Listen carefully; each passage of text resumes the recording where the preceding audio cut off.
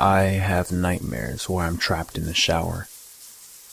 The drain is plugged, and the water won't stop pouring down on me.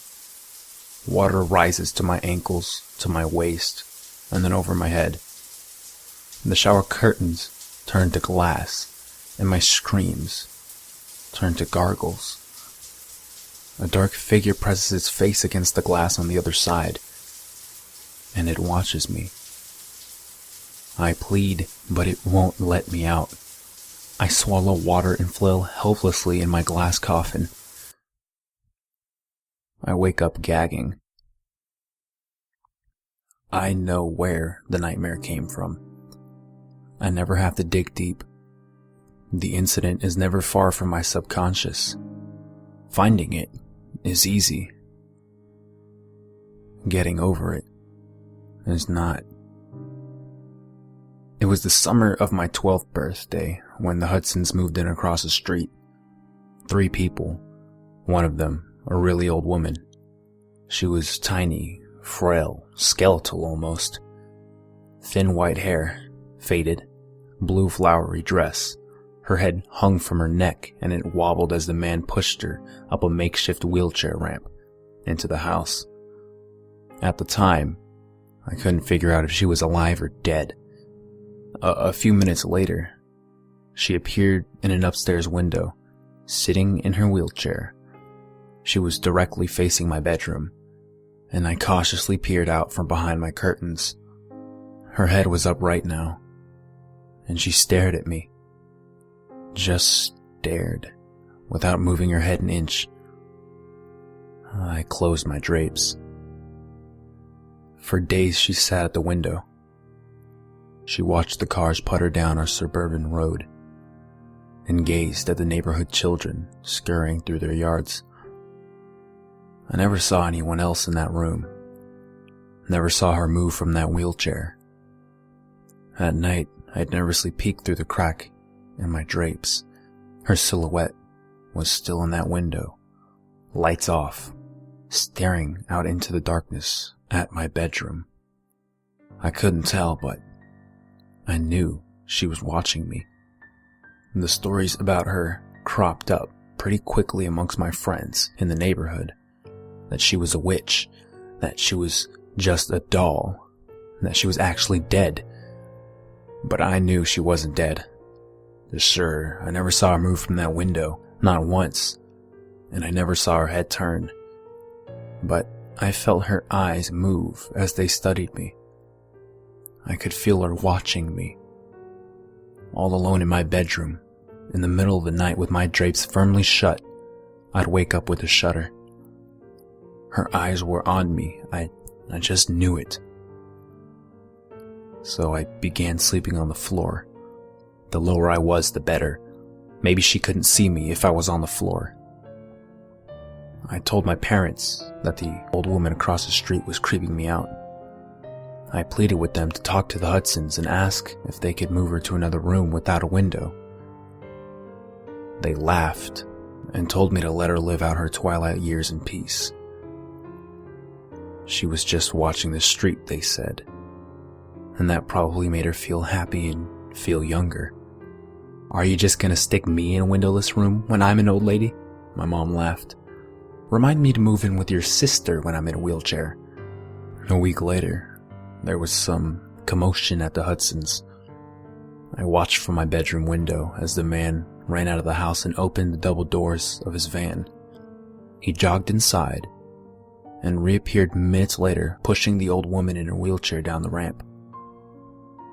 She looked frailer than before. She couldn't have weighed more than 70 pounds. Her head was flung to the side, resting on her right shoulder. Her body jostled in the wheelchair. But her eyes never left me, watched me the whole time. The man picked her up and placed her in the car.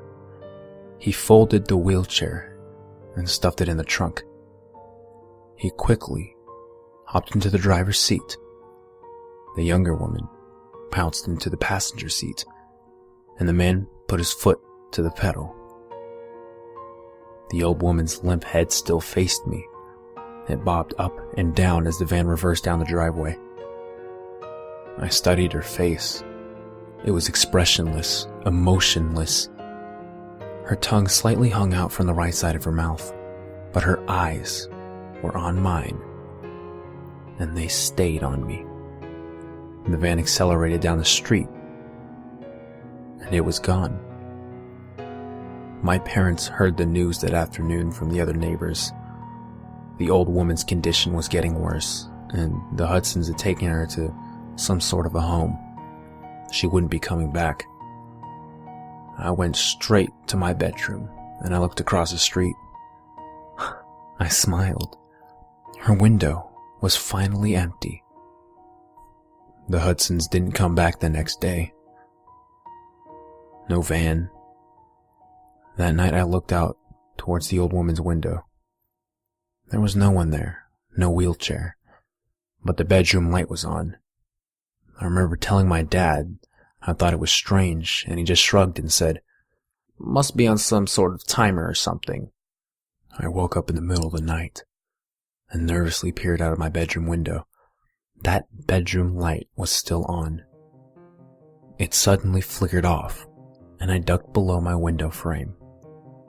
I slowly rose and looked out, expecting to see the silhouette of that tiny skeletal being.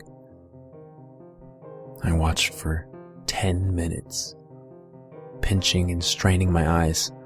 The lights quickly flickered on, and then off again. I slept on the floor again, clutching my pillow close. I had a late baseball practice the next evening. When I got home, my house was empty. My parents were at my little sister's softball game. I headed to the shower to rinse off. About 3 minutes into my shower, I felt cold. The hot steam was escaping the bathroom window, which didn't make sense because I'd shut the door. I wiped the shampoo from my eyes, turned my head, and I heard a strange noise that would haunt me in nightmares for years. The metal rings of the shower curtain being dragged across the shower rod. Someone was slowly opening the curtain. The shampoo stung my eyes, and through the stinging I saw a dark figure behind the curtain. Long, pale, bony fingers gripped the curtain as it slowly opened. I instinctively backed up in the shower, and the curtain opened completely. There stood the old woman. I must have looked at her for 1, maybe 2 seconds, but at that moment, time stood still. All these years later, I can still draw you a vivid picture of the horrifying image in front of me. Disheveled white hair, crazy in her eyes, bones jutting out from under her stretched skin, stark, naked, blotchy skin, warts all over her body, skinny breasts hanging to her waist, hair where I didn't know people could grow hair. She smiled grotesquely, and I felt the shower tile against my back and the hot water pound my face. In her other hand, the woman held a letter opener. "August," she mumbled.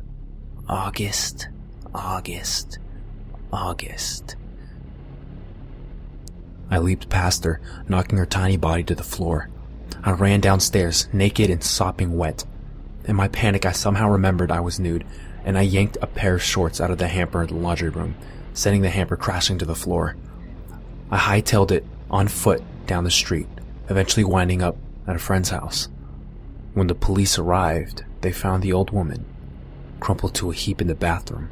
The shower was still running. The policemen were all really nice to me, admiring me for my bravery. I told them what she said to me, August, and asked if they knew what she could have meant. "It'll be August in a few days," one of them shrugged. "And you can never fully understand old and crazy, son." The Hudsons only came to our street once more to retrieve their stuff. The "for sale" sign was up in days. My mom told me they couldn't face the neighbors for what happened. Apparently, they had taken the old woman, the man's mother, to a special home downstate. Somehow, some way, the woman managed to escape the home and caught a bus back to our town. It never quite made sense to me. She was so old, so frail, so helpless. She could barely move those 2 weeks that she lived in that house. How had she managed to travel hundreds of miles on her own? Anyway, you can imagine what this did to me. I didn't shower for 21 years. I took baths, which I suppose aren't that different. It's still a tub, and it involves hot, soapy water, but a shower with its closed curtain, water peppering the tub floor and steam climbing the walls. You get lost inside your own head in the shower. Thoughts consume you, and it feels so utterly safe. For a few minutes, you were alone from the world. It's your own private, misty kingdom. But that's what makes the shower dangerous. You're enclosed, vulnerable, naked. You're exposed. I talked to people about it. My parents, a shrink, but mainly I tried to push the incident deep down into the places where I couldn't find it. I didn't talk about it with anyone since I was a kid. Life carried on. Besides the baths, I was pretty normal. A few months ago, something inside me clicked. I felt the urge to re-examine the incident. It was almost like a voice in my head was telling me to do it. My head wanted closure. I spent hours online one night, trying to track down any information on the Hudsons and the old woman. I finally found what I was looking for. An obituary for the old woman. She had died 4 years ago. Somehow, that walking skeleton hadn't checked out for another 15 years. The obituary photo was a black and white picture from when she was a young woman.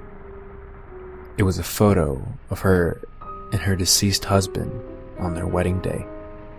His name was August, and he looked exactly like me. I closed the browser and stared at my computer desktop for 10 minutes. It finally made more sense why she called me August. Why she was obsessed with watching me. Maybe she used to write letters to her husband, and that's why she was clutching the letter opener that night. For a small moment, I felt a little better. Things always feel better when they make more sense. "Honey, is everything okay?" It was my wife. I think so," I said. I took the first shower I had taken in years that night.